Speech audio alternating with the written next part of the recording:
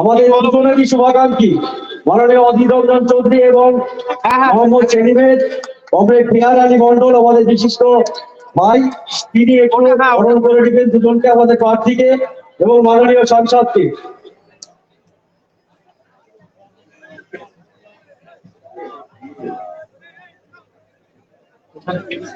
হাত দিবেন, হাত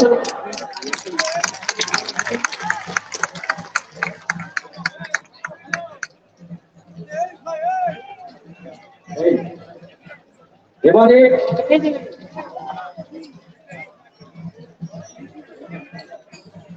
আচ্ছা, মঞ্চের পিছনে যারা আছে তার মঞ্চে কোনো অযথা আমাদের সিলেক্টেড ম্যান ছাড়া, সিলেক্টেড ব্যক্তিত্ব যা নাম করে চেয়ে রাখেন তারা ছাড়া কেউ মঞ্চে থাকবেন না, মঞ্চে থাকবেন না।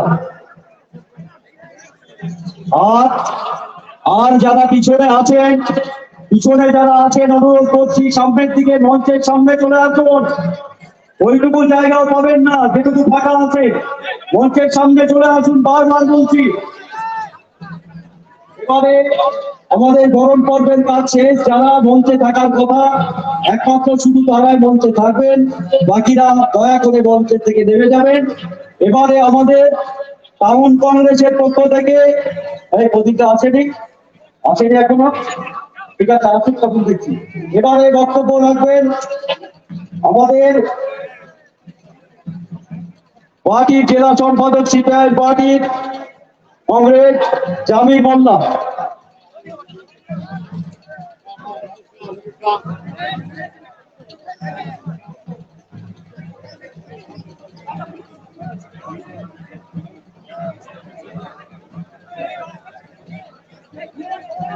আচ্ছা বন্ধুগণ, যারা পিছনের দিকে আছেন একটু সামনের দিকে আসবেন যাতে সভাটা পরিচালনা করতে সুবিধা হয়। আমি শুরু করেছিলাম, আর মাঠে যারা বাজনা বাজাচ্ছেন তারা একটু বন্ধ করবেন যাতে সভাটা চলতে সাহায্য করেন, সেটা দেখবেন। আমি যেটা বলছিলাম যে দেশে বিজেপি সরকার ক্ষমতায় এলে পরে এটাই শেষ ভোট কিনা ঠিক নেই। ফলে যারা মনে করছে দেশের গণতন্ত্রকে হত্যা করবে, দেশের সংবিধানকে শেষ করবে, আর সেই কারণেই হচ্ছে যে ইন্ডিয়া ব্লক তৈরি হয়েছে কেন্দ্রে বিজেপিকে হটানোর জন্য আর আমাদের রাজ্যে তৃণমূলকে হটানোর জন্য। এই দুই অপশক্তিকে এখান থেকে সরানোর জন্য আমরা ঐক্যবদ্ধ হয়েছি, বাম এবং কংগ্রেস, তার সাথে অসংখ্য ধর্ম নিরপেক্ষ দল সারা দেশে এক হয়ে লড়াই করছি যাতে বিজেপি ক্ষমতায় না আসে। এইরকম একটা সাম্প্রদায়িক দল যারা ক্ষমতায় আছে আগামী দিনে যে ধর্মীয় ফ্যাসিবাদ কায়েম করে গোটা দেশে ধর্মীয় বিভাজন চালু করতে চাইছে, তার বিরুদ্ধে ঐক্যবদ্ধভাবে আমাদের লড়াই করতে হবে। যারা ক্ষমতায় আসবার সময় বলেছিল সব পেটে ভাত দেবে, সব কাজ দেবে সব হাতে, যারা বলেছিল জিনিসপত্রের দাম কমাবে, যারা বলেছিল বছরে 2 কোটি বেকারের চাকরি দেবে, যারা বলেছিল যে ক্ষমতায় এলে পরে বিদেশ থেকে কালো টাকা উদ্ধার করে 15 লক্ষ করে ব্যাংকে অ্যাকাউন্টে টাকা দিবে, আজকে সেসব অতীত হয়ে যাচ্ছে, সেসব গুলো ভুলে যাচ্ছে। আর সেইটা ভুলে দিয়ে আজকে ধর্মের নামে খেলা করতে চাইছে, কখনো সিএএ, কখনো এনআরসি, কখনো হচ্ছে যে রামের নামে ভোট করা, কখনো রাম মন্দির, কখনো রামনবমী, এর মধ্যে দিয়ে তারা ভোট করতে চাইছে। আমরা বলছি এ দিয়ে বৈতরণী পার করা যাবে না। আজকে মানুষের পেটে খিদার জ্বালায় যারা ছটফট করছে, জিনিসের দাম বাড়ছে, যারা 800 দিনের গল্প শুনিয়েছিল আজকে সেই ভারতবর্ষে ক্ষুধার সূচকে নামতে নামতে 111 নম্বরে স্থান হয়েছে আমাদের প্রতিবেশী দেশগুলির এর চাইতে উপরে স্থান। আজকে দেশ নাকি আগে বাড়ছে, দেশ নাকি এগিয়ে চলছে। আমরা দেখতে পাচ্ছি এই সময় একটা ভয়ঙ্কর পরিস্থিতির মধ্যে দিয়ে চলছে, আর তার বিরুদ্ধে আমাদেরকে লড়াই করতে হবে। আজকে হিন্দু খাতরে মে, ওরা কি বলছে হিন্দু খাতরে মে, হিন্দু ধর্ম বিপদের মধ্যে নাই। যারা গরিব মানুষ সে হিন্দু হতে পারে, সে মুসলমান হতে পারে, তারাই বিপদের মধ্যে আছে। আজকে জিনিসের দাম বাড়ছে, কে ক্ষতিগ্রস্ত হচ্ছে? হিন্দু মুসলিম উভয়ে ক্ষতিগ্রস্ত হচ্ছে। আজকে বেকার ছেলের কাজ নাই, বাইরের রাজ্যে কাজে যেতে হচ্ছে, ভিন দেশে কাজে যেতে হচ্ছে। তারা যাচ্ছে, যারা হিন্দু মুসলিম উভয়েই গরিব মানুষ, তারাই হচ্ছে তাদের পরিবারের ছেলে মেয়েরা কাজে যাচ্ছে। আজকে জিনিসের দাম বাড়লে পরে ক্ষতিগ্রস্ত হয় হিন্দু মুসলিম উভয়েই। তার বিরুদ্ধেই আমাদেরকে লড়াই করতে হবে। আর সেই কারণে যখন আন্দোলন হচ্ছে গোটা দেশ জুড়ে, তখন ওরা জাতের নামে বিভেদ তৈরি করতে চায়, আর দামের নামে ধর্মের নামে ওরা বিভেদ তৈরি করতে চায়। সেই জন্যই ঐক্যবদ্ধ হয়ে আমরা বাম এবং কংগ্রেস মিলিত হয়ে এই রাজ্যে লড়াই করছি। আর এই লড়াইয়ের মধ্যে দিয়ে আমরা ওদেরকে সরাতে চাই। আজকে গোটা দেশে যখন, গোটা রাজ্যে যখন ঐক্যবদ্ধ হচ্ছে মানুষ, তখন এসি নিয়ন্ত্রণ দেখাচ্ছে কি, যে এই কেন্দ্রে মোহাম্মদ সেলিমকে জেতাতে হবে, বহরমপুর কেন্দ্রে অধীর রঞ্জন চৌধুরীকে জেতাতে হবে, জমিপুর কেন্দ্রে মুর্তজা হোসেনকে জেতানোর জন্য মানুষ যখন ঐক্যবদ্ধ হচ্ছে, তখন এসি নিয়ন্ত্রণের রিপোর্ট দেখাচ্ছে কি, বাম আর কংগ্রেস নাকি শূন্য। আমরা বলতে চাই, তোমরা টিভিতে যতই দেখাও, এই সমীক্ষা রিপোর্ট দেখাও যে পশ্চিম বাংলায় বাম কংগ্রেস শূন্য, কোথায় শূন্য হবে না হবে জানি না, মুর্শিদাবাদ জেলার 3টে সিটে তৃণমূল বিজেপি শূন্য হবে, এ বিষয়ে কোনো সন্দেহ নাই। আজকে লিখে রাখুন। আমরা সেই কারণে ঐক্যবদ্ধ হয়ে লড়াই করছি। মানুষের বিপদে পাশে দাঁড়াতে হবে। জিনিসপত্রের দাম বাড়ছে, তার বিরুদ্ধে লড়াই করতে হবে। আজকে যখন এই লড়াই চলছে, তখন বিভেদ তৈরি করার জন্য সিএ নিয়ে আসবার চেষ্টা করছে, এনআরসি নিয়ে আসার চেষ্টা করছে। আজকে দুয়ারে সরকারের নাম করে নানা প্রকল্প নিয়ে এসে মানুষের কাছে তোলাবাজির কাজ করছে। আজকে দুয়ারে সরকার বলছে, যখন করোনা হয়েছিল তখন তৃণমূলের কোথায় দুয়ারে সরকার ছিল? এই লাল ঝান্ডা রেড ভলেন্টিয়ার, তারা বাড়িতে বাড়িতে গিয়ে রুগীদের ওষুধ দিয়েছে, হাসপাতালে ভর্তি করছে, খাবার কিভাবে দিতে পারা যায় তার ব্যবস্থা করেছে। বাইরের রাজ্যে ভিন রাজ্যে পরিযায়ী শ্রমিকরা ছিল, তাদেরকে ফেরানোর ব্যবস্থা করেছে। এটাই হচ্ছে যে বামপন্থী এবং কংগ্রেস মিলিতভাবে সেই কাজ করেছে। আমরা সেইটার জন্য বলতে চাই, দুয়ারে সরকার দিয়ে মানুষের কাছে তোলাবাজি করে ভোটে জেতা যাবে না। আর সেই কারণেই আমরা এই রাজ্যে ঐক্যবদ্ধ ভাবে লড়াই করছি। এই রাজ্যে আমরা বাম কংগ্রেস মিলিত ভাবে এই লড়াই, আমাদের বিরোধ থাকতে পারে, আমাদের মধ্যে বিরোধ থাকতে পারে, সেই বিরোধকে ভুলে আমাদের একতাবদ্ধ হতে হয়েছে। কেন আমরা একতাবদ্ধ হয়েছি? কেন? তার কারণ হচ্ছে কেন্দ্রে বিজেপি সরকারটাকে আমাদের সরাতে হবে, আর এই রাজ্যে তৃণমূলটাকে হটাতে হবে। আর সেই জন্যই আমরা ঐক্যবদ্ধ হয়েছি।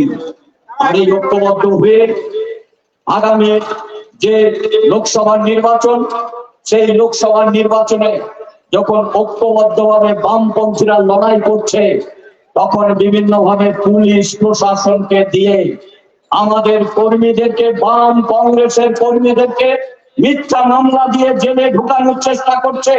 আমরা বলছি, জেলে ঢুকিয়ে থানার আইসি ওসি তারা পার পাবে না।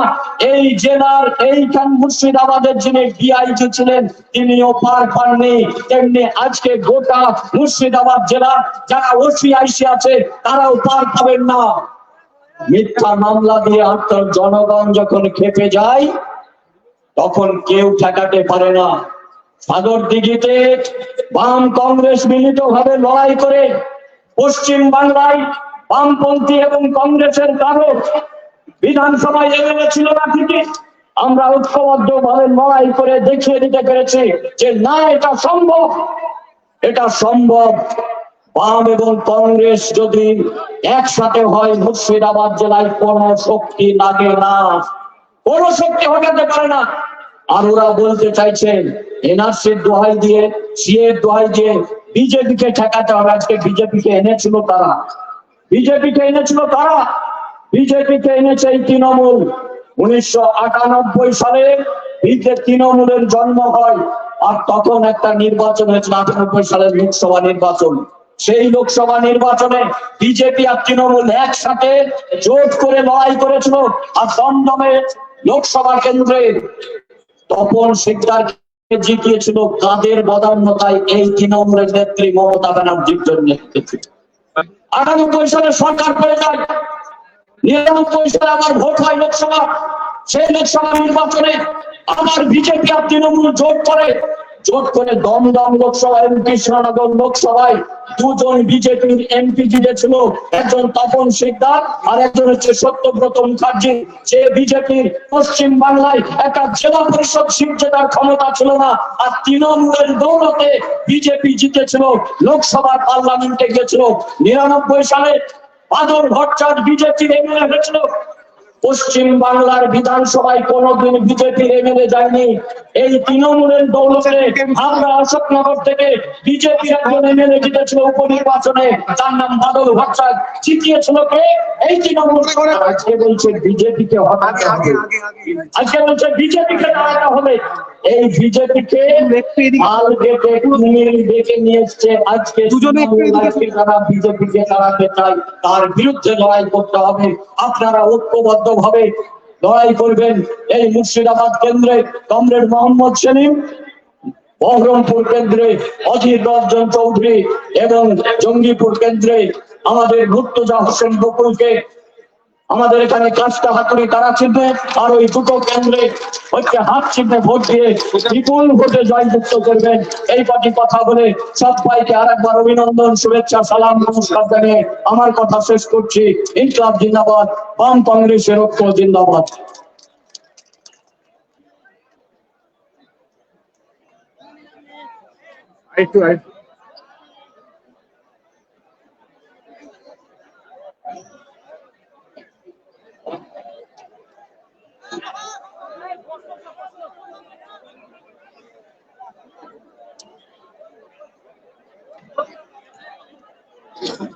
একটুখানি সোজা সোজা। হ্যাঁ, আচ্ছা, এবারে আমরা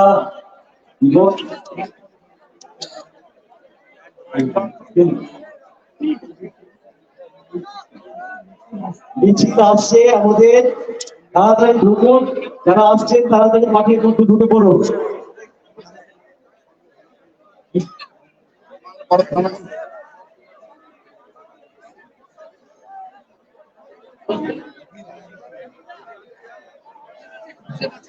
এবারে আপনাদের সামনে আমাদের দাদা এবং প্রার্থীকে আমাদের যুব সভাপতি বরণ করুন। আনুষ্ঠানিকতা আছেন তিনি বরণ করুন।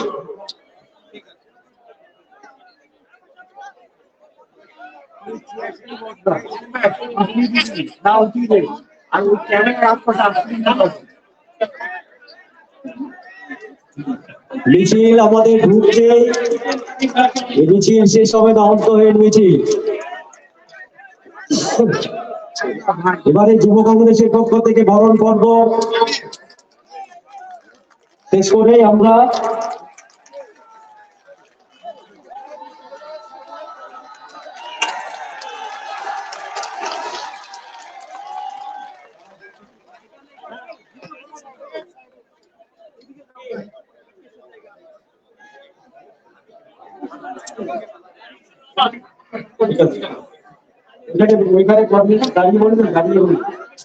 এবারে সংক্ষেপে আলোচনা করবে কমরেড আনিসুর রহমান। কংগ্রেস সভাপতি ও সভাপতি মন্ডলের ভাই বন্ধু, আমি আপনাদের এই কারণে এত রোগ পার হয়ে গেছি, যা করছি রাস্তায় বেরোতে চাই না।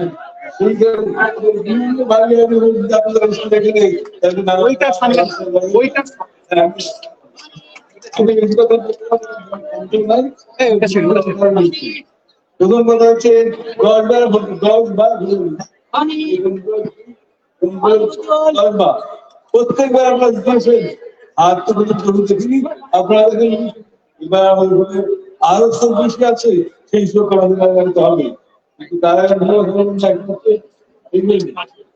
মানুষ যখন বাড়িতে মেয়ে বড় হয় বিয়ে হলে কি করে জামাই খুঁজে, জামাই খুঁজে কি রাখে, প্রথম রাখে জামাই নীতি কি, দ্বিতীয় রাখে জামাই আয় কি, এসব দেখবে দেখা বলে ভালো হয় তাও দিয়ে রাখবে। তখন দেখবে বাবা টাকা তো আছে, কি মদ্য খাই না মদ্য বিয়ে হবে না। বিয়ে দেওয়ার জন্য কি লাগবে, নীতি লাগবে আর কাজ লাগবে। আমরা বাবা নীতি লাগার কথা বলি, এই 10 বার দিন প্রত্যেক বাড়িতে কেউ বলছি আমি কথা বলি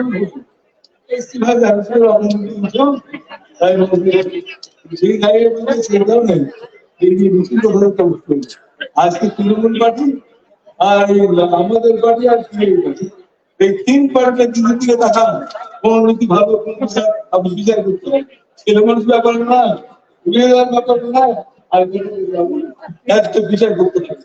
1 নম্বর হচ্ছে আরে আমাদের কি বলে তৃণমূল পার্টি গীতার অংশ কি জন্ম হয়েছে কংগ্রেস, ঠিক আছে? আমি তো বলবো বিজেপি তৃণমূল জন্ম কোথায়, তৃণমূলের ঘরে কোথায়, বিজেপি আর তৃণমূল কংগ্রেসের করে জন্ম নিয়ে আজকে বিজেপি থাকবে সেই নীতিমার জন্য বুঝতে পারছি।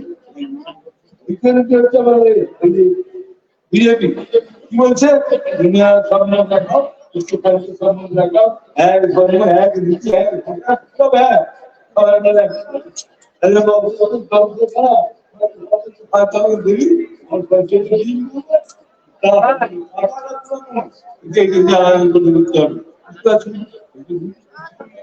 আমাদের বলছেন নিচে আলোচনা কি বলি আমরা আজকে যখন যা সারা হচ্ছে মানুষ ভাগ করে দাও, মানুষ সারা করে দাও, আমার বলতে পারি এইরকম মানে আছে এই কত কত ঘটনা কতবার একজন লোক মারা গেছে,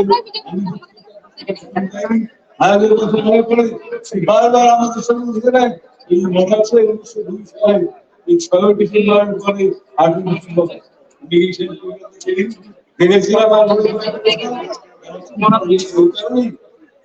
ওই জায়গায়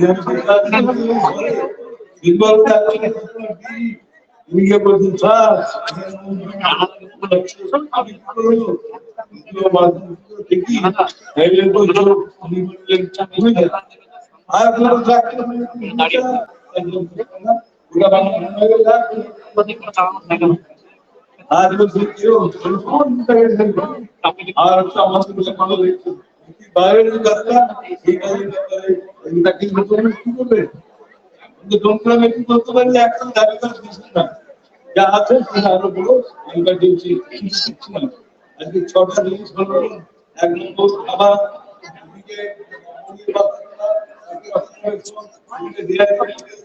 সব এমন কোন অঞ্চল নয় যেখানে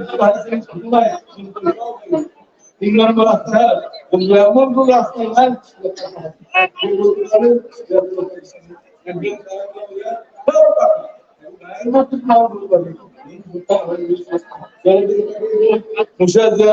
ছিল ঘাটি, আজকে আমাদের ঘাটি আজকে এমন কোন মশলা নাই যেখানে পানিগুলো পাওয়া যাবে না,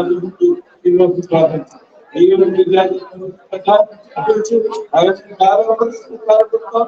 তাকে কি হবে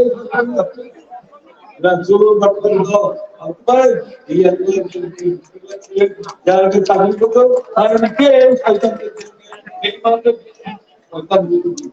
তাদের দাঁড়িয়ে আর যারা আছে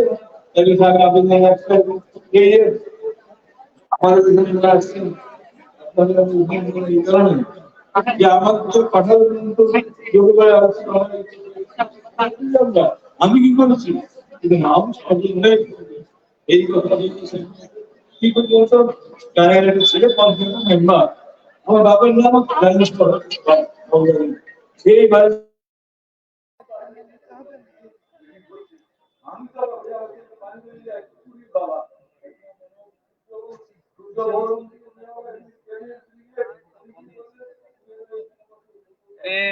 বাবা রে, বললে তো আবার সমস্যা হচ্ছে। হয় নাকি এভাবে?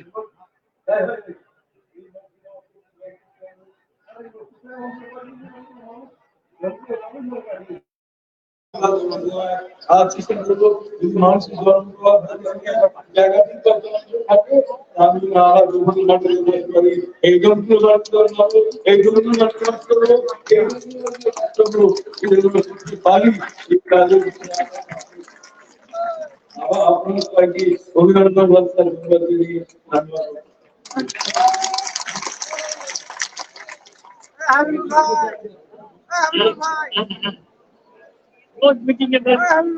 এবারে কমরেড আনিসুর রহমানকে অনেক ধন্যবাদ আমাদের সভা মঞ্চের পক্ষ থেকে। এবারে আলোচনা করবেন আমাদের প্রদেশ কংগ্রেস সভাপতি এবং সর্বজনপ্রিয় নেতা মাননীয় শ্রী অধীর রঞ্জন চৌধুরী মহাশয়।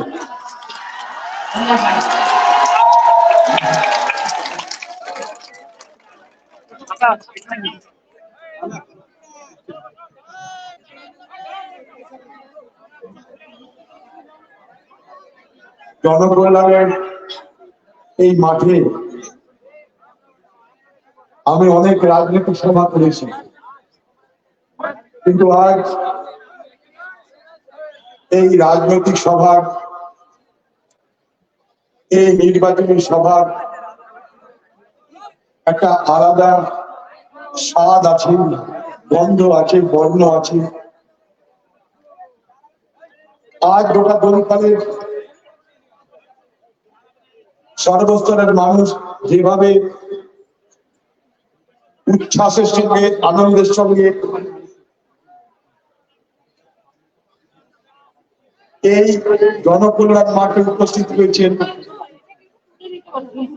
তা এক কথায় দমকলের রাজনীতির ইতিহাসে এক নতুন অধ্যায় রচনা করছে। আজ এই মাঠে উপস্থিত আমার গুরুজন যারা, তাদেরকে আমি নমস্কার জানাই, অভিনন্দন জানাই। আমাদের ঘরের মা, বোন, বৌদি, ভাবি, বুবু, আপা, তারা যেভাবে আজকে আমাদের সভায় উপস্থিত হয়েছেন, তার জন্য তাদেরকে আমার শ্রদ্ধা জানাই, সালাম জানাই। সকাল থেকে বোঝা যায় দিন কেমন যাবে, সভা দেখে বোঝা যায় সেলিম ভাই জিতবে। সেলিম ভাই জিতবে এটা মোটামুটি গোটা মুর্শিদাবাদ লোকসভার মানুষ জেনে গেছে, সেটা বিশ্বাস করছে মঞ্চ। এখন প্রশ্ন কি জানেন?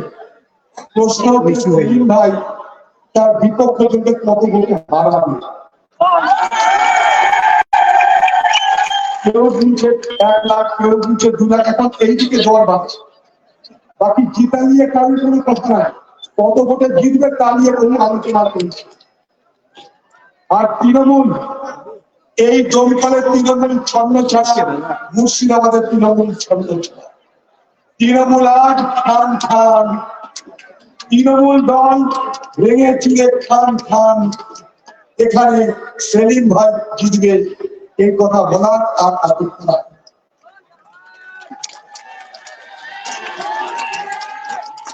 তৃণমূল খান খান, মুর্শিদাবাদ ছেড়ে মমতা ব্যানার্জি বাড়ি যায়। এখানে হুক্কা পানি কিছু পাওয়া যাবে না। এই মুর্শিদাবাদ আমরা দখল করে দিয়েছি। মুর্শিদাবাদে আগামী লোকসভা নির্বাচনে আমরা স্লোগান দিয়ে দিয়েছি, মুর্শিদাবাদের 3-3 তৃণমূলকে কবর দিই। তৃণমূল এখন খোয়াব দেখছে, কটা মস্তান আছে তৃণমূলে, আর কটা পুলিশের কুকুর আছে। তৃণমূল এখন খোয়াব দেখছে ওরা নাকি ঘুষ লুট করবে। গত পঞ্চায়েত নির্বাচনে এই এলাকার মানুষ আপনারা দেখেছেন, কংগ্রেসের আর সিপিএম পার্টির জোড়া ঢুকে তৃণমূল পথ খুঁজে পাচ্ছ না কোথায় গিয়ে দিতে হবে। তৃণমূলের বিরুদ্ধে গত পঞ্চায়েত নির্বাচনে কংগ্রেস সিপিএম এর যে জোট হয়েছিল তার মুখে তৃণমূল অস্থির হয়ে গেছিল, পুলিশ এসে বাঁচিয়েছিল। এবার পুলিশ বাপ ধরবে আর বাঁচানোর রাস্তা দিব না। যদি বলেন কি করে, তাহলে বলতে চাই ঘুঘু বারবার ধান খেতে যাবে না, ঘুঘু একবারই ধান খেতে যাবে। নির্বাচন কমিশনের কাছে একবার নয় কয়েকবার আমি দেখা করেছি, বলেছি কি অবস্থা বিস্তারিতভাবে বর্ণনা করেছি। ভারতবর্ষের নির্বাচন কমিশন কথা দিয়েছে, নির্বাচন কমিশন কথা দিয়েছে ভোট শান্তিপূর্ণ হবে, যে ভোটে কাউকে রিগিং করতে দেওয়া হবে না, কথা দিলাম। আপনারা দেখলেন ডিআইডি করে নিয়ে এসেছিল মুকেশ কুমারকে, এই মুর্শিদাবাদের আগে এসপি ছিল, এই মুর্শিদাবাদ লুট করার জন্য। নির্বাচন কমিশনকে বলে তাকে আগে বসিয়ে দিয়েছি, জায়গা থেকে তাড়িয়ে দিয়েছি।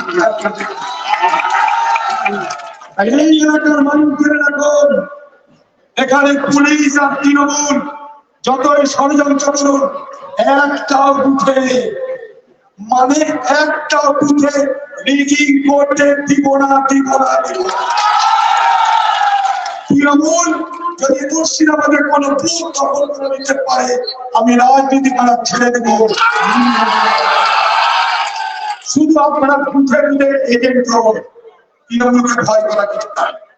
তৃণমূলের নেতা তার বাড়ি থেকে কি চুরি চামারি করে কি রেখেছিল, সিবিআই এসেছিল, সিবিআই আসার পর তৃণমূল নেতা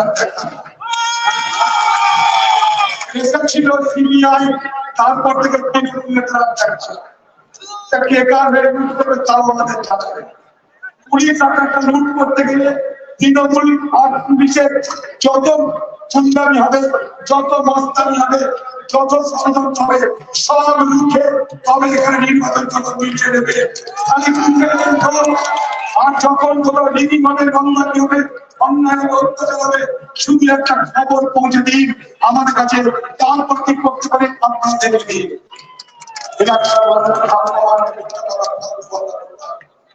এই জনস্রোত সারা মুর্শিদাবাদ থেকে তৃণমূল আর পুলিশের যৌথ সন্ত্রাসকে উড়িয়ে নিয়ে গিয়ে পদ্মার জলে ফেলে দিবে আগামী 13 তারিখ, আগামী 7 তারিখ। সবাই আমরা ঐক্যবদ্ধ হয়েছি। প্রত্যেকটা কংগ্রেস কর্মীর কাছে বড় থাকলো, এ ভোট আমাদের সকলের ভোট। এ ভোটে আমরা সবাই লড়ছি, যেমন অধীর চৌধুরী লড়ছে ঠিক একইভাবে মোহাম্মদ সেলিম লড়ছে, ঠিক একইভাবে মর্তুজা লড়ছে। কোনো ফারাক নাই, কোনো বিভেদ নাই, আমরা একইভাবে লড়ছি, একই মেডালে লড়ছি, একই লক্ষ্যে লড়ছি। এটা যেন ভেবে থাকি। কোথাও মুর্শিদাবাদের কোথাও, এই মুর্শিদাবাদ লোকসভা কোথাও যারা মোহাম্মদ সেলিমকে চেতানোর জন্য কংগ্রেস কর্মীদের বক্তব্যের কোনো ত্রুটি নাই। দরকার হলে জান দিয়ে দিও, কিছু সেলিমকে আমরা দাউদ দিয়ে নিয়ে এসেছি। আমি বলেছিলাম সেলিম ভাই আপনি দাঁড়ান, মুর্শিদাবাদের মানুষ মেহমানি করতে কখনো ভুল করে না। সেলিম ভাই বর্তমান মুর্শিদাবাদে ঢুকে দিব না, জিতবে জিতবে জিতবে। ভারতবর্ষের বিজেপি পার্টি পিছনে ঘুরছে। এর মধ্যে সার্ভে রিপোর্ট বেরিয়েছে, বিজেপি পার্টিকে কমতি করেছিল 370, তার মধ্যে 100 সিট বিজেপি পার্টি হারছে। ভারতবর্ষের সার্ভে রিপোর্ট বলছে যতদিন এগিয়ে আসছে বিজেপি পার্টির 12টা আসছে। লক্ষ্য করে দেখুন মুর্শিদাবাদের মানুষ, লক্ষ্য করে দেখুন মুর্শিদাবাদের মানুষ। যখন সারা ভারতবর্ষের সব দল এক হলো, যখন মোদী কাঁপছে, ভারতবর্ষের সব জোট, সব দূরে দল এক হয়ে গেছে, আমি কোথায় যাবো? ছোট্ট একটা অঙ্কের হিসাব দিয়ে আপনাদের 2019 সাল ভারতবর্ষের মোদী ক্ষমতা এসেছিল, ভোট পেয়েছিল কত বলুন তো? 37%, মানে 37%। ভারতবর্ষের বিরোধীরা কত ভোট পেয়েছিল? 63%। তাহলে ভোটের হিসাবে যদি বিরোধীরা এক হয়, কে জিতবে? বিরোধীরা জিতবে। কে হারবে? মোদি হারবে, সন্ত্রাসের কথা বলছি। সেই ভাবনা থেকেই কংগ্রেস বাম এক ইন্ডিয়া জোট করে আমরা লড়তে গেছিলাম। সেই ইন্ডিয়া জোট বের করে পালালোকে নীতিশ কুমার। দ্বিতীয় জন যিনি ইন্ডিয়া জোটে অংশগ্রহণ করার পর বলেছিলেন এবার মোদি হারবে, সেই মোদিকে হারানোর যিনি কথা বলতেন সেই মমতা ব্যানার্জি তারপর ইন্ডিয়া জোট ছেড়ে পালালেন। যখন মোদি ভয় পেল তখন নীতিশ কুমার পালালো, যখন মোদি ভয় পেল তখন দিদি পালালো। এর থেকে কি অঙ্কে পৌঁছানো যায়, এর থেকে কি সিদ্ধান্তে পৌঁছানো যায়? আপনারা জ্ঞানী মানুষ, সচেতন মানুষ বুঝে নিন। যখন মোদি চিন্তিত তখন মোদিকে চিন্তা মুক্ত করছে বাংলা আমার আপনার ভোট দিয়ে জেতানো বাংলার মুখ্যমন্ত্রী মমতা ব্যানার্জি। সে কি বলছে? সে বলছে আমি ইন্ডিয়াকে থাকবো না। কেন?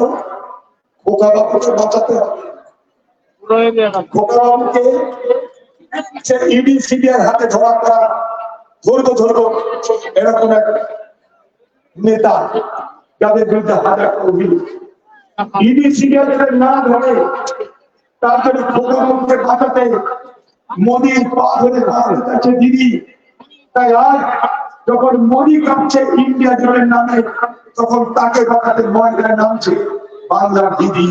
ভুলে যাবেন না বাংলার ভাব, এই জয়নালকে ভুলে যাবেন না, এই বিশ্বাসকে ভুলে যাবেন না। এই ভারতবর্ষে এই মোদির যুবশ্রী বিজেপি সরকারের মন্ত্রী ছিল মমতা ব্যানার্জি। এ বাংলায় একসঙ্গে জোট করে ভোট করেছিল এই মমতা ব্যানার্জি। তাই ভুলে যাবেন না। লক্ষ্মীর ভান্ডার থেকে এলাকার মা বোনেরা ভুলে যাবেন না।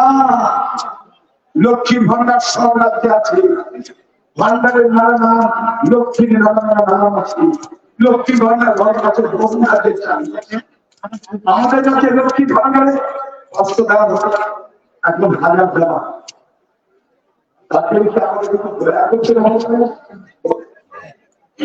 বাংলার মানুষের দয়া করছে।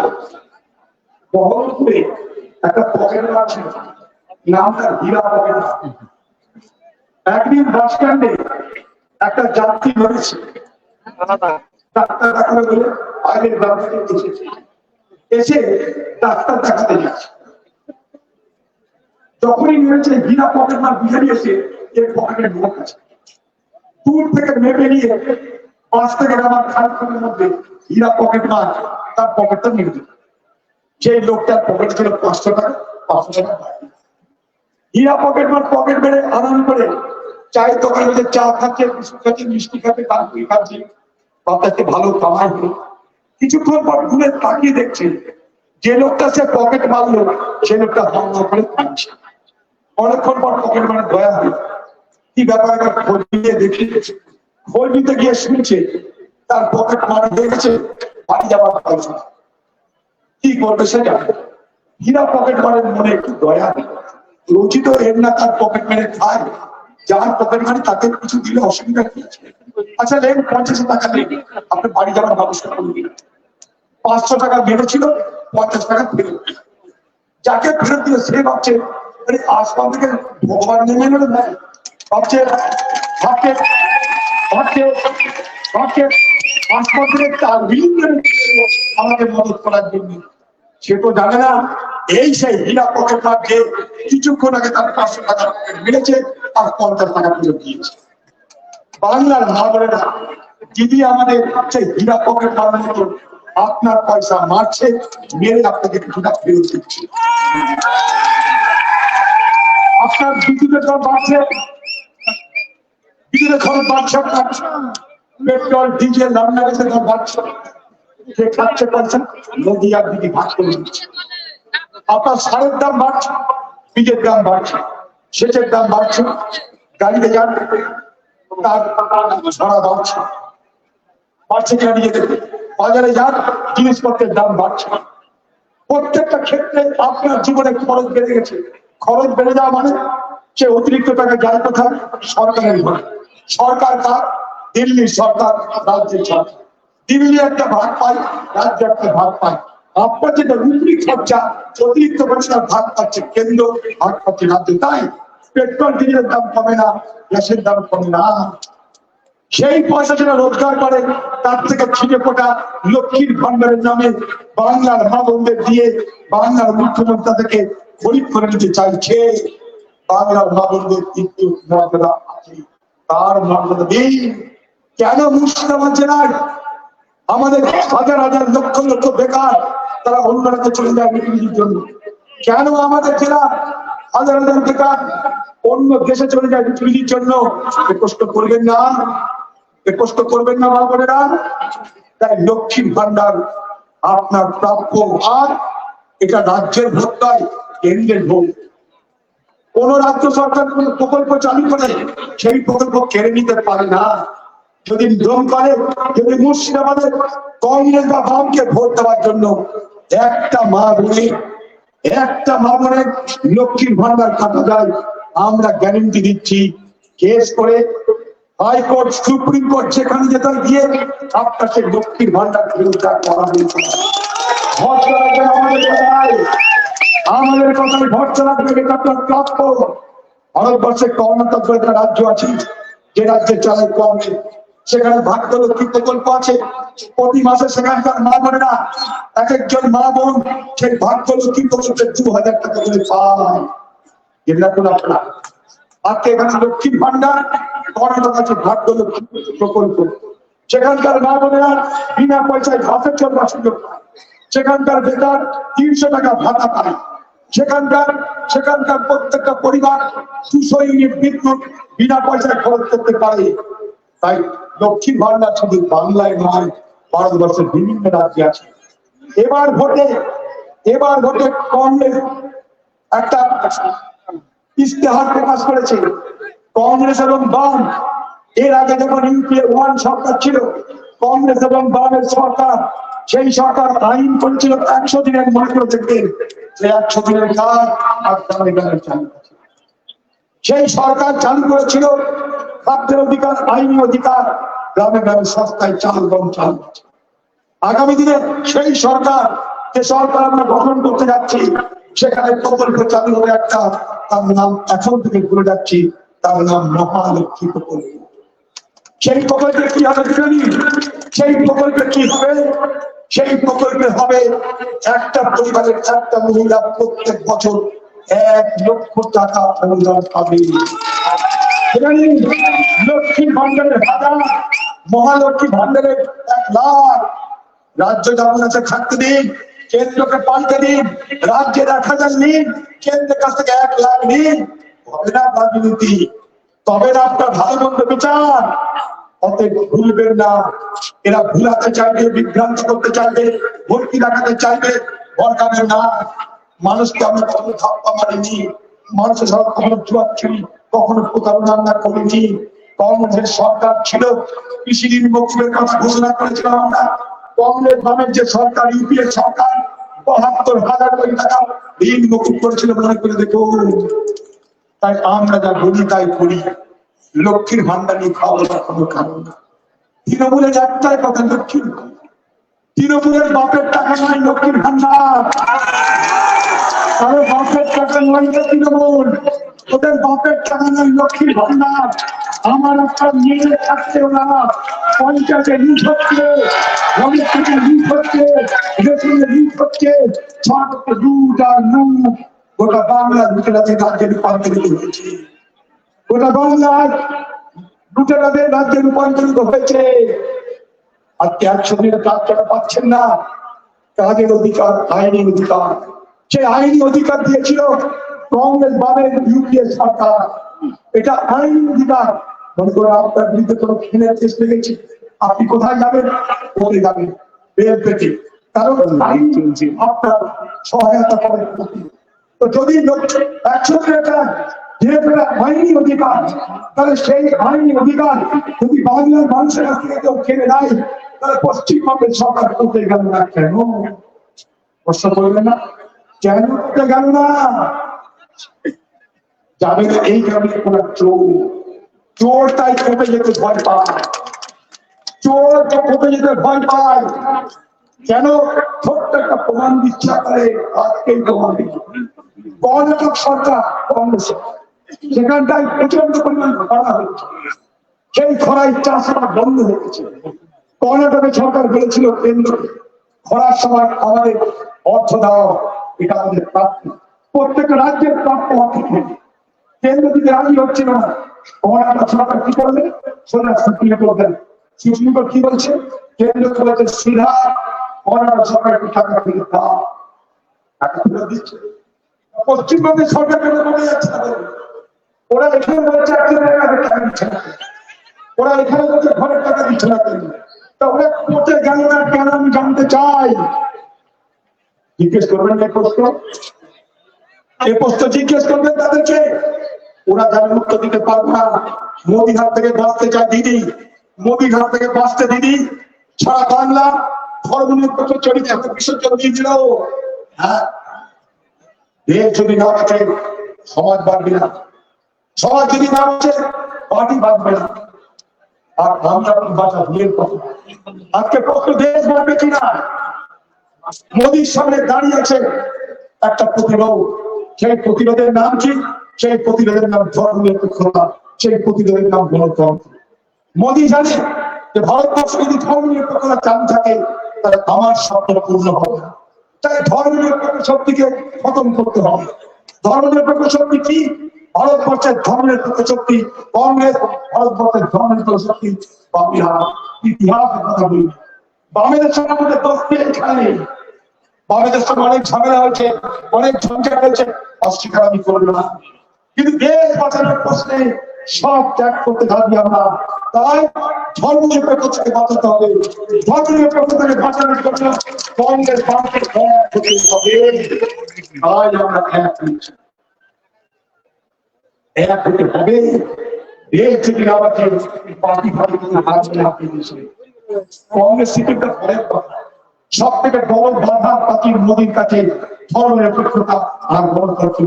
সেই বাধার পাখিকে আরো মজবুত করতে হবে। তার জন্য এই জোট, তার জন্য এই ভোট, এলাকার মানুষ মাথায় রাখবে।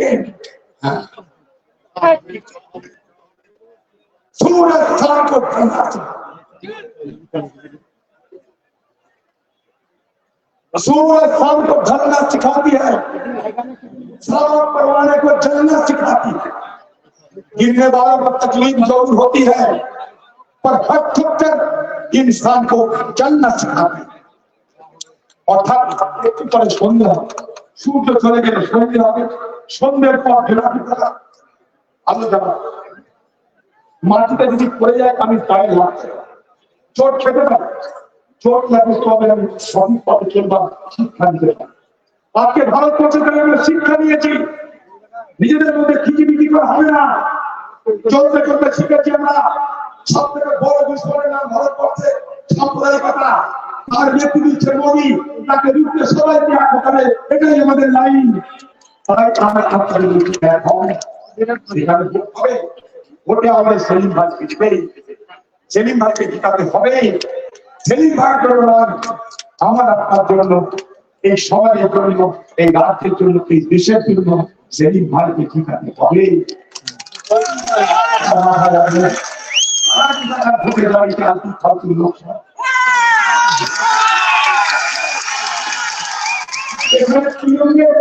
তৃণমূলের চাকরি বিজেপি করতে যে হতে পারে, দালাল হয়।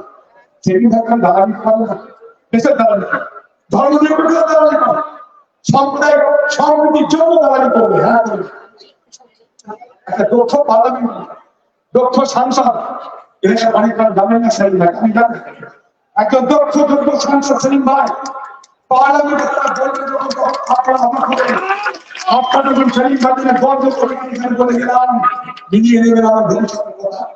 সেলিম ভাই যখন পার্লামেন্টে যাবে, মোদির মুখে বলবে, তখন আপনাদের সিঙ্গার টান হয়ে যাবে, গর্ব হবে। এই মুর্শিদাবাদ একটা ব্যাগ, একটা পরিবার ছিল, সেই পরিবার 3 মিটার টাকা ছিল। তো তার বাপ যখন মারা যাবে তখন বলছে, বেটা তোমাদেরকে তো আমি জমি ভাগ করে দিলাম 50 বিঘা 50 বিঘা 50 বিঘা। আলিমকে দিল 50 বিঘা, ডালিমকে দিল 50 বিঘা, সেলিমকে দিল 50 বিঘা। বেটাকে বাপ জিজ্ঞেস করছে আমি মনে রাখবো 50 বিঘা জমি তুই কি করবি? বলে বাপ আমি ভাত খেতে পারবি মদ খাবো আমি লোক মালটা ঘুরে যাবে ডালিমের ভিতরে বেটা তুই কি করবি 50 বিঘা জমি নিয়ে? তো ডালিম বলছে আমি চাষবাস করবো আমি বউ আর ছেলেমেয়েরা কিছু করবো তাদের জন্য সোনা দানা গয়না গুছাবো গুলো কিন্তু আমার সঙ্গে লেগে দিবে। এবার 3 নম্বর বেটা সেলিম বেটা তুই কি করবি?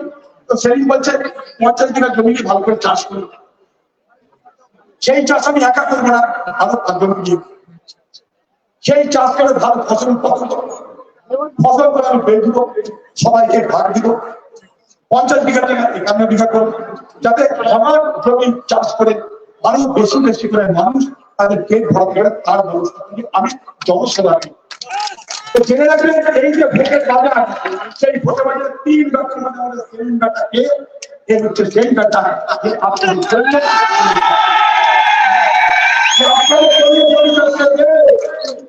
আমার বলে গেলাম কোন দ্বিধা নয় কোন সংকট নয় ধরুন এই জেলায় তৃণমূল ভেঙে যখন খান খান হবে তার প্রভাব পড়বে সারা বাংলায়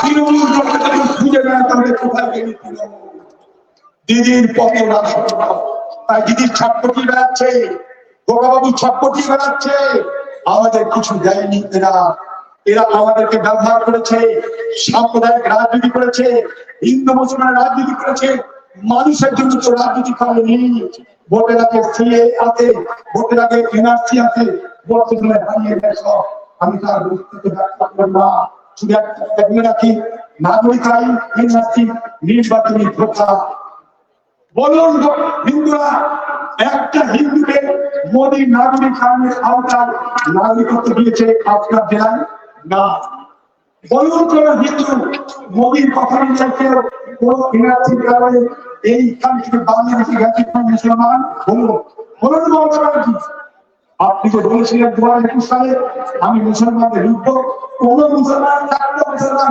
বাংলাদেশে দেশে কি করতে তাহলে ক্ষমতা থেকে যাওয়া পার্লামেন্টের উপর নাগরিক আইন আলোচনা হয় সেই আলোচনায় মানুষের গ্রহণ করেছিলাম অমিত শাহ থেকে 10 মিনিট করে বসি আমি অমিত শাহকে বলেছিলাম আরে শুনো অমিত শাহ আমার বাপ বাংলাদেশে আমার মা বাংলাদেশে আমি বাংলাদেশি আমি বাংলাদেশি ঘোষণা করছি পার্লামেন্টের মধ্যে তোমরা তো বাইরে বাংলাদেশি বললে আমি পার্লামেন্টের মধ্যে ঘোষণা করি আমি বাংলাদেশি যদি বাপের ওদের বাপের ভোটের মধ্যে বাংলাদেশের পাশে দেখা হবে সব নির্বাচনী প্রচার বিভ্রান্ত হয় না মানুষের সঙ্গে ধোকাধারি করে আমরা রাজনীতি করবো না আমরা যতক্ষণ আছি এ বাংলায় সম্প্রদায়গতকে জিততে দেখবো না এ বাংলায় গণতন্ত্রকে রক্ষা করবো এ বাংলায় তৃণমূলের সন্ত্রাসকে লুটবো এই সামনে লুটবো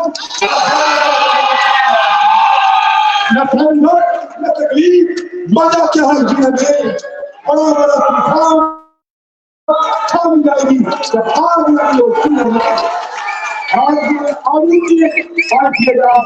মুর্শিদাবাদ থেকে তৃণমূলকে উচ্ছেদ করে তবেই আমরা ঘুমাবো তবেই আমরা শান্তি পাবো এই কথা বলে সকলকে আমার শ্রদ্ধা ভক্তি নমস্কার সালাম স্নেহ ভাবনা জানিয়ে আমার কথা শেষ করছি জয় হিন্দ। এবারে মাননীয় চর্চা আছে অভিনন্দন চৌধুরীকে আমাদের সভামঞ্চের পক্ষ থেকে অনেক অনেক ধন্যবাদ এবং অভিনন্দন উনি প্রোগ্রাম আছে বেরিয়ে যাবেন এবারে আমাদের শেষ বক্তা আমাদের 11 নম্বর মুর্শিদাবাদ কেন্দ্রের প্রার্থী কমরেড মোহাম্মদ সেলিম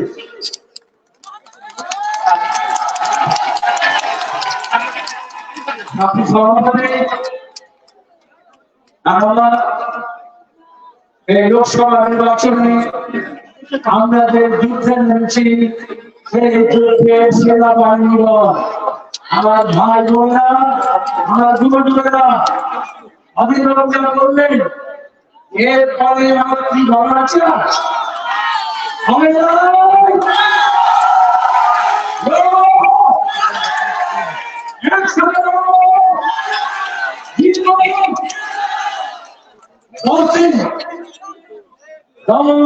পরে এখানে নির্বাচন মুর্শিদাবাদ কেন্দ্রে আর জঙ্গিপুরে আত্মা হয়েছে লোকেরাকে বরপুরে।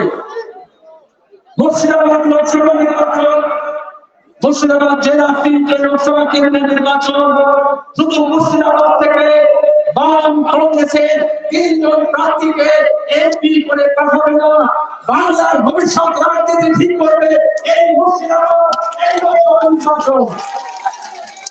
অনেক লুট হয়েছে, অনেক চুরি হয়েছে, হয়েছে, অনেক খুন হয়েছে, অনেক ডাকাতি হয়েছে, অনেক ভোট লুট হয়েছে।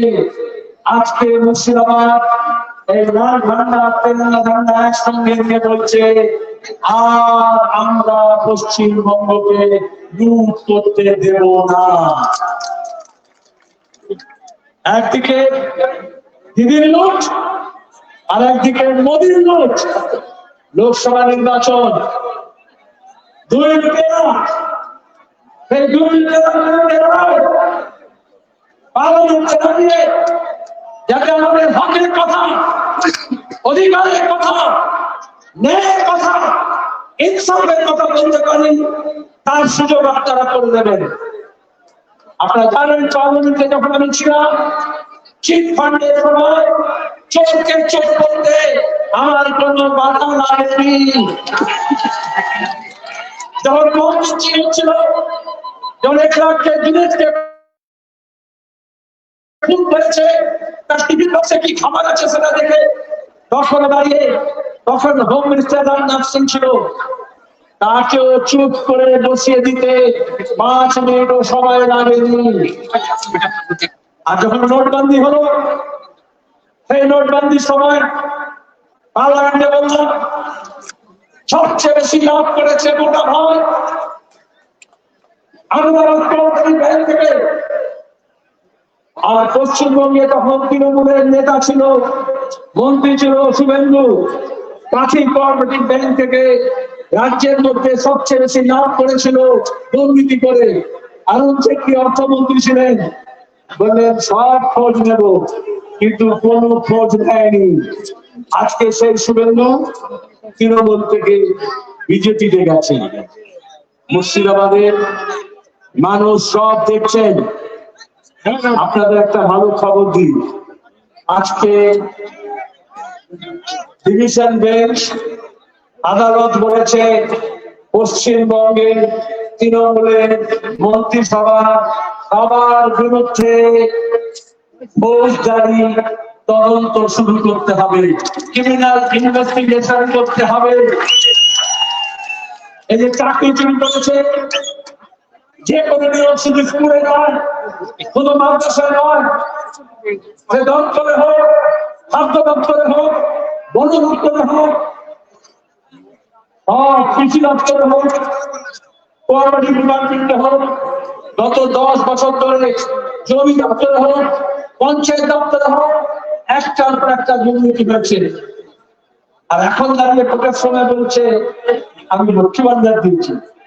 আচ্ছা, 500 টাকা আমার বোনেদের জিজ্ঞেস করি ওটা কি ভান্ডার বলে? আমি ভান্ডার করে না, 500 টাকা দিন বান্ধবীর ঘর থেকে টাকার পাহাড় বেরিয়েছিল, ওইটাকে ভান্ডার বলে। আর এটাকে ধার বলে। যদি চোরদের ধরি আর চুরি আটকায়, যারা 500 পাচ্ছে তারা 5000 পাবে, আর যারা পাচ্ছে না তারাও পাবে। যারা ঘরের টাকার জন্য অ্যাডভান্স দিয়েছে আর ইনস্টলমেন্ট পাচ্ছে না, চোর ধরতে হবে।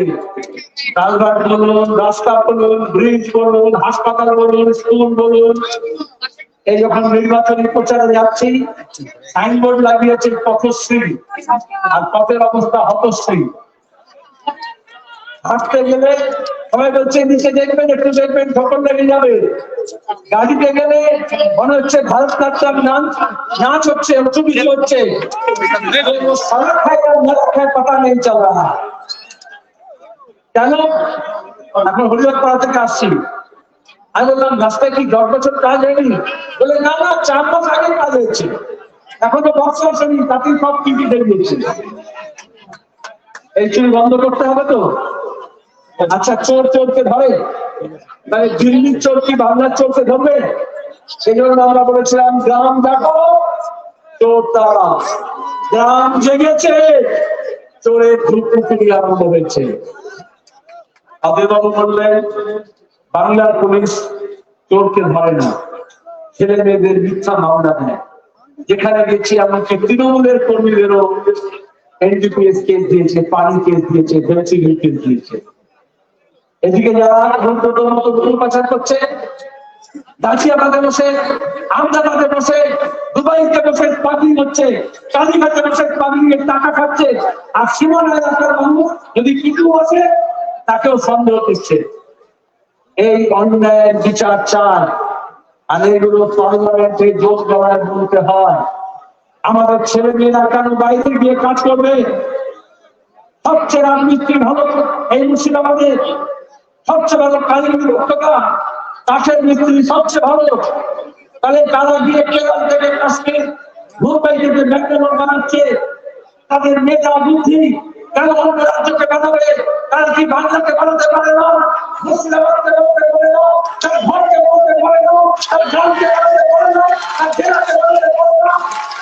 তাহলে রাজ্য সরকার, কেন্দ্র সরকারের সেই পরিকল্পনা হওয়া উচিত, যাতে আমাদের ছেলেরা, জোয়ান ছেলেরা তাদের তাগত, তাদের হাত, তাদের বুদ্ধি, তাদের বুকের বলকে ব্যবহার করে এই বাংলাকে গড়ে তুলবে।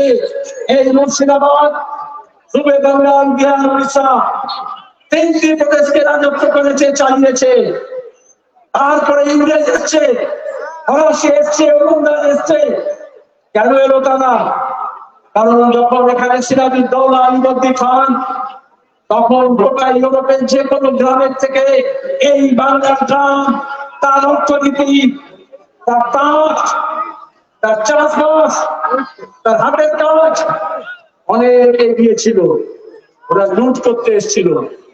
ওই যে নবীনচন্দ্র সেনের কবিতা আছে, পলাশীর প্রান্ত বাঙালির খুবই লাভ হতো যেটা ক্লাইভের খঞ্জন। এখন ইস্ট ইন্ডিয়া কোম্পানি নেই, ওয়েস্ট ইন্ডিয়া কোম্পানি আছে। তখন বীর যাদব ছিল, ভূমিচাঁদ ছিল, জগৎ শেখ ছিল, এখন মমতা আর অভিষেক আছে। তাদের দাঁড়ার উপরে তারা বাংলাকে লুট করতে দিচ্ছে। আপনাদের কাছ থেকে জিএসটি নেয় না? আপনারা খেতে জামা কাপড় কখন কিনুন? 18% জিএসটি, 9% মোদী আর 9% মমতা। ওটা লেখা থাকে বলে, আর বিজ্ঞাপন হচ্ছে মরে গেলে 2000 টাকা দিচ্ছি, বলে না? সমকাছি বাচ্চারা স্কুলে যাবে তার জন্য দিচ্ছি সবুজ সাথী, এবারে স্বাস্থ্য সাথী, আর ও বলে আয়ুষ্মান ভারত 5 লাখ দিচ্ছে। আর যখন করোনা হলো হাসপাতালে বেড নেই, কবরস্থান পায়নি যোগী রাজত্বে, শ্মশান পায়নি, লাশ ফাঁসিয়ে দেওয়া হয়েছে। আজ পর্যন্ত মোদী মমতা বলেনি করোনায় কত লোক মারা গিয়েছে। অথচ পিএম কেয়ারের নাম করে হাজার হাজার কোটি টাকা প্রধানমন্ত্রী দুর্নীতি করেছেন। আর এখানে ভেজাল ইঞ্জেকশন দিয়েছে, ভ্যাকসিন দিয়েছে, জাল ডাক্তার, ভেজাল ওষুধ।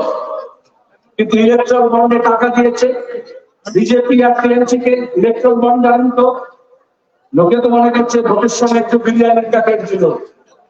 এই যে কদিন আগে অভিষেক এসেছিল, যত না লোক ছিল তার থেকে বেশি পুলিশ ছিল।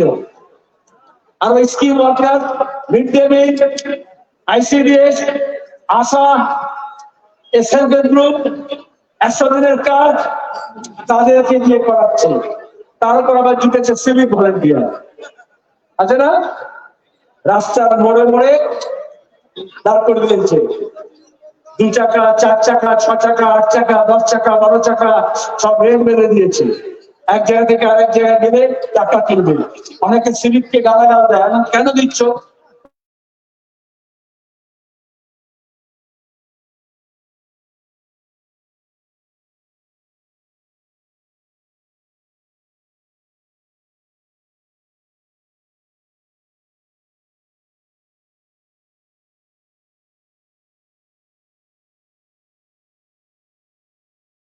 পুলিশকে 3 দিন 4 দিনের ডিউটি হচ্ছে, একদিনের বদলে দিন রাত করতে হচ্ছে। কোথাও মমতা অভিষেক গেলে 5টা জেলার এসপি আর সব থানার পুলিশ ওখানে গিয়ে জড়ো হয়। ওরা পুলিশ নাকি তৃণমূলের জ্বালা। পঞ্চায়েত নির্বাচনে আমরা দেখেছি ওদের একটা মর্যাদা ছিল, যেমন শিক্ষকের মর্যাদা ছিল। এই যে 25,000 শিক্ষকের নিয়োগ চলে গেল, এটা সবাই খারাপ না, কিন্তু তৃণমূল এদেরকে খারাপ ভাবে নিয়োগ করেছে, পরীক্ষাতে দিয়ে গন্ডগোল করেছে। তাহলে গন্ডগোলে জড়িয়ে গেছে বলে এগুলো পুলিশও সবাই খারাপ না। এই যে 25,000 কাজ গেল, আমাদের শিক্ষক সংগঠন বলেছে আমরা সুপ্রিম কোর্ট পর্যন্ত লড়বো।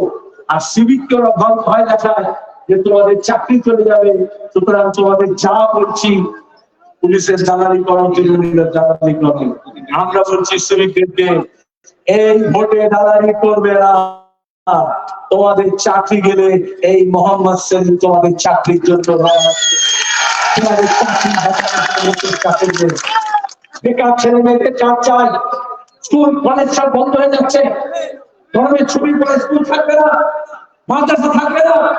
মাদ্রাসা service commission school service commission নিয়ে জোর করেছে। আজকে গোটা ক্যাবিনেট মমতা ব্যানার্জি জেলে থাকার কথা, হেমন্ত সোরেন জেলে, অরবিন্দ কেজরিওয়াল জেলে, কোনো মামলা করতে পারে। আর মমতার অফিসের বড় বড় বুদ্ধি দিচ্ছে কিসের জন্য? মোহন ভাগবত আরএসএস আর নদীর পাড়ে পড়ে, আর এখানে এসে বলছে আমি তৃণমূল বিজেপির বিরুদ্ধে লড়বো। কোনদিন কোনো চোর চোরের বিরুদ্ধে লড়তে পারে, কোনো ডাকাত ডাকাতের বিরুদ্ধে লড়তে পারে? তাহলে গ্রাম শহর যাচ্ছে, বাংলা যাচ্ছে, লোকসভা ভোট, লোকসভার ভোটে পার্লামেন্টের নির্বাচনে দেখেছেন বিজেপির হাওয়া কমছে। মিডিয়া গ্যাস বেলুন অনেক তুলে দিয়েছিল, বলছিল 400 পার, এখন লোকে বলছে ওকে 4 পার করে দিতে হবে। মোদীকে আপনারা একটা কথা বলছিলেন, ভালোই বলছিলেন, ভোটে যখন দাঁড়িয়েছি যে মোদীকে চোখের ওপর চেক রেখে, অমিত শাহকে চোখের ওপর চোখ রেখে মোহাম্মদ সেলিম বলতে পারবেন, এটা বলছিলেন তো। কিন্তু এখন আপনারা যে ভোট দেবেন, শুধু মুর্শিদাবাদ নয়, এই রাজ্যে বাম এবং কংগ্রেসের যে সমঝোতা হয়েছে, সেখানে যখন তাদেরকে জেতাবেন, মোদীকে আর প্রধানমন্ত্রীর আসনে বসতে হবে না। আপনাদের ভোট মোদীকে বিরোধিতা করে বসতে হবে। লিখে দিন, প্রত্যেক দিন এই হাওয়া করছে। আপনাদের জানা দেখছেন না, আপনার পাড়া দেখছেন না, যেখানে যাচ্ছি লোকে কি বলছে, আপনি জিতে আসবেন তো? একটা প্রশ্ন করছে। তখন আগের অন্তিম ক্ষেত্রে ছিল তোমার দেখা নাই নেই, তোমার দেখা নাই, হ্যাঁ? কিন্তু মোহাম্মদ সেলিম সারা জীবন এই কাজই করে এসছে। আমাকে মিডিয়া জিজ্ঞেস করছিল এত গরমে সারাদিন ছুটছেন, আপনি ক্লান্ত হচ্ছেন না? আমি বলবো মোবাইলকে প্লাগ লাগিয়ে চার্জ করতে হয়, আর মোহাম্মদ সেলিমকে মানুষের মধ্যে ছেড়ে দিলে চার্জ হয়ে যায়। মানুষের মধ্যেই থাকি। যে মানুষ 1 হাত এগিয়ে আসছে, আমি তার কাছে 10 হাত এগিয়ে হব। যে হাত মেলাচ্ছে তাকে বুকে জড়িয়ে ধরবো। এই মুর্শিদাবাদের ঐতিহ্যকে ফিরিয়ে আনতে হবে।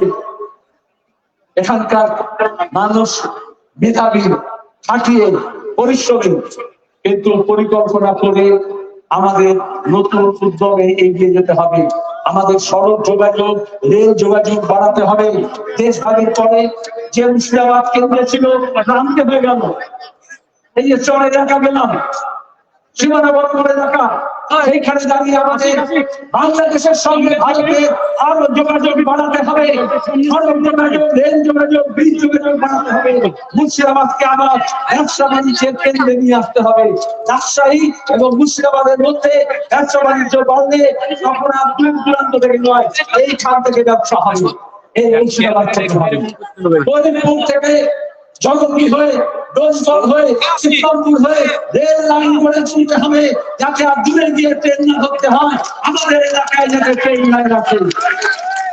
হাসপাতালগুলোতে দেখুন ডাক্তার নেই, হেলথ সেন্টারগুলোর অবস্থা খারাপ হয়ে গেছে। যখন মনমোহন সিং প্রধানমন্ত্রী ছিলেন, আমরা ফলো করেছিলাম, তখন রুরাল হেলথ মিশন হয়েছিল, সব হেলথ সেন্টার গুলো গড়ে উঠেছিল আরো বড় করে, ভালো করে। আর এখন ওগুলো খান্ডার হয়ে গেছে, ডাক্তার নেই, নার্স নেই। 2 দিন পরে স্কুলগুলোর অবস্থা এরকম হবে। আমাদের স্কুল, এই হাসপাতাল আর এই ডাক্তারখানা বাঁচাতে হবে। তার জন্য লড়াই করতে হবে। শুধু লড়াইটা ভোটের জন্য নয়, ভোটের পরে দাঁড়িয়ে আমাদের জীবনের মান যাতে বাড়ানো হয়। যেখানে যাচ্ছি বলছে সেটি করে দেবেন, ব্রিজ করে দেবেন। আমি বললাম এই মুর্শিদাবাদে অবশ্যই আপনারা জানেন, আমাদের বর্জন করে, ওদিকে করিমপুরের সঙ্গে হরিয়ার পাড়ায়, ওদিকে রাজনগর। আমি বললাম মোহাম্মদ সেলিম বাম আর কংগ্রেসের মধ্যে যেরকম সেতু বানিয়েছি তো এরকম হিন্দু আর মুসলমানের মধ্যে সেতু বানায়, এরকম দুটো সম্প্রদায়ের মধ্যে বানায়, দুটো জেলার মধ্যে বানায়, দুটো রাস্তার মধ্যে বানায়। এই ব্রিজটা করার কাজ বিজেপি আর তৃণমূল মানুষের সঙ্গে মানুষের সম্পর্কে সেতুটাকে ভেঙে দিচ্ছে, পুলটাকে ভেঙে দিচ্ছে। আমাদের পুল বানাতে হবে, আরো দৃঢ় করতে হবে। বাংলার মানুষ হিন্দু মুসলমান নির্বিশেষে, জাত পাত ধর্ম বর্ণ নির্বিশেষে যদি একসাথে হয়, বাংলাকে কোন 56 ইঞ্চি রাখবে না, কোন 356 রাখবে না। উত্তর থেকে দক্ষিণ বাংলার মানুষ বাংলার ভবিষ্যৎ ঠিক করবে। আর এই যে মুর্শিদাবাদে আজকে যে নমুনা দেখলেন, অধীর বাবু আর মোহাম্মদ সেলিম একসঙ্গে দাঁড়িয়ে হাতে হাত দিয়ে লড়ছে। প্রতিদিন গ্রামে দেখছি কংগ্রেস কর্মী আর বামপন্থী কর্মীরা কোনো তফাৎ নেই, না খেয়ে দিয়ে জান জি দিয়ে এই 45 ডিগ্রি গরমেও তারা লড়ে যাচ্ছে, লড়ছে তো। আগামী কয়েকদিন, এই 10 দিন আপনারা যারা আমাদের কর্মী আছেন, সমর্থক আছেন, 10 দিন প্রতিদিন 10 জনকে বলবেন কাস্তে হাতুড়ে তারা ভোট দিতে হবে, আর হাত চিহ্নে বড় করে আর জঙ্গিপুরে দিতে হবে। প্রতিদিন 10 জন বললে 10 দিনে 100 দিন। তারপরে আপনি দেখবেন আমাকে বললো আপনার লড়াই কিসে হচ্ছে, কার সঙ্গে, মিডিয়া জিজ্ঞেস করলো। আমি বললাম আমি বিজেপিকে আর তৃণমূলকে তো দেখতে পাচ্ছি না, লড়াইটা হচ্ছে দমকল বেশি মার্জিন দেবে না, জলঙ্গি বেশি দেবে না, রানীনগর দেবে না, ভগবান গোলা দেবে, এটা লড়াই হচ্ছে। হবে তো তখন তাহলে কম্পিটিশনটা তৃণমূলের সঙ্গে নয়, বিজেপির সঙ্গে নয়, কম্পিটিশনটা জলঙ্গির সঙ্গে, রানীনগরের সঙ্গে, ভগবান গোলার সঙ্গে। জিতেন মানুষ অনেক আশা, অনেক ভরসা নিয়ে বলছে। আমি এখন কথা বলতে পারি, আজকে যে সেতু নির্মাণ হলো এটা শুধুমাত্র এই ভোটের জন্য না, 2026-এ বাংলার দিকে তক্তা পাল্টাতে হবে। আর মুর্শিদাবাদ 2026-এ, 24-এ জিতবো, আর 26-এ নবান্ন থেকে মমতা ব্যানার্জিকে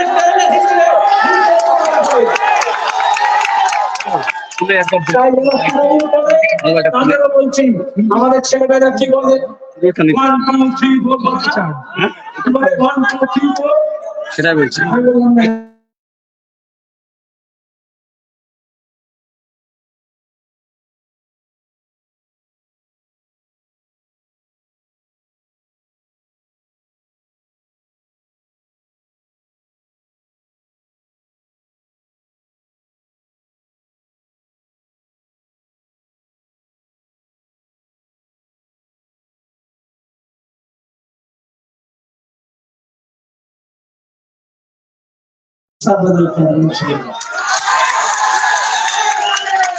পুলিশকে বলছি ডিআইজিকে অধীর বাবুরা মোহাম্মদ সেলিম পাল্টে দিচ্ছে। যদি ডিআইজিকে পাল্টাতে পারে তাহলে এসপি অফিসেরা থানা যদি কোনো ডিওজি থাকে তাকেও আমরা সরিয়ে দেবো। রাত বিরেতে গিয়ে কর্মীদেরকে ভয় দেখানো হচ্ছে, ভয় পাচ্ছে ওটা, আপনারা কোনো ভয় পাবেন না। जो डर गया तो मर गया। तो मनीष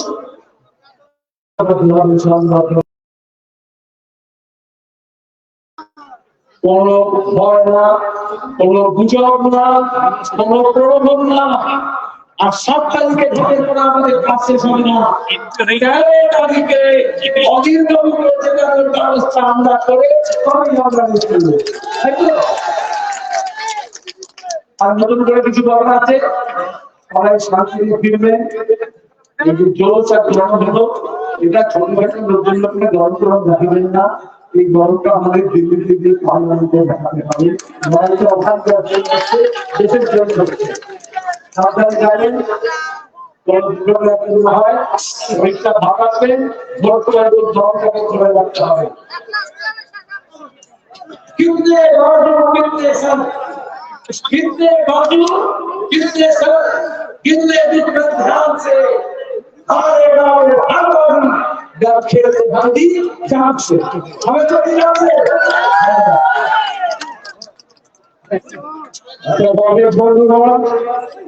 আজকে সবার কাজ এখানে শেষ করছি শেষ কথা রাখছি সবাই বাড়ি যাবে তাদের সবাইকে অনুরোধ করছি একটি সাবধানে যাবে রাস্তায় কোনো হলচল করবে না এবং সবাই সাবধানে গিয়ে এলাকায় ঘুরে ঘুরে মানুষের কাছে যেতে হবে বাড়ি বাড়ি যেতে হবে মহিলাদের কাছে যেতে হবে এই করোনা দিন আমাদেরকে একেবারে ঘুরে একটা বাকি খবর আপনারা অনেকে বলেছেন এখানে সব এবং কংগ্রেসের সমাবেশ ছিল তার মধ্যে আইএনএল আজকে সিদ্ধান্ত নিয়ে ইন্ডিয়ান ন্যাশনাল লীগ মাঠে অনেকে প্রশ্ন দিচ্ছেন তারাও বলেছে এই বাম এবং কংগ্রেস জোটের সঙ্গে তারা সামিল হচ্ছে এবং সমস্যা হচ্ছে অধীর বাবুর বিরুদ্ধে আইএনএল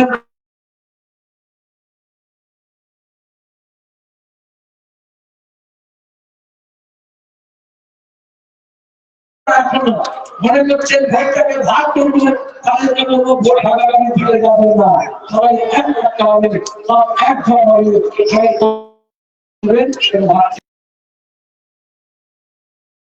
আমরা লাইনে ভোটারের ক্যান্ডিডেট দাঁড়াও স্পেশালি সরকারকে জন্য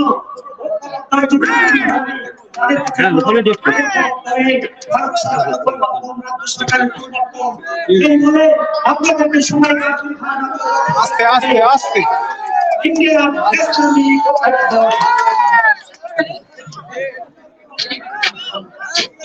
সাবধানে নেতৃত্বরা সবাই সাবধানে